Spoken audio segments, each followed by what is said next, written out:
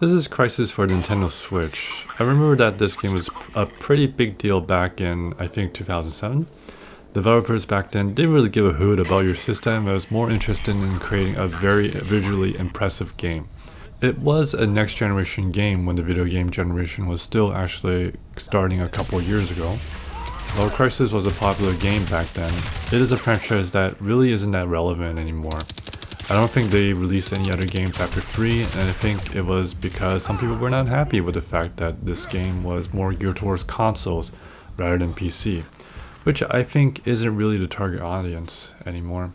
So back on topic of this game on the Switch, I haven't played this game in over 10 years, so I don't remember the exact details, but the beginning of the game at least feels very similar to what I've played. You start out on a jump ship and dive. As you're falling, you are hit by something and lose control of your parachute. You manage to land, but you are damaged. The island is full of North Koreans for some reason, and they end up being your main enemy. This takes place in 2020. Too bad no one told them that the pandemic is happening around this time.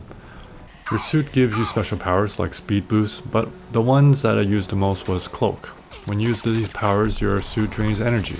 You will have to disengage these powers in order for your suit to power them up. Your weapons can be modified on the run, which is pretty cool. In terms of controls over the Switch, it feels fine just like any other FPS out there. The game also uses a gyro to aim, so if you want to use that, you can.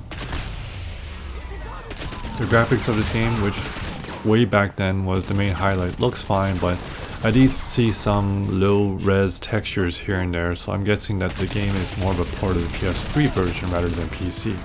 This game does run smooth from what I can see.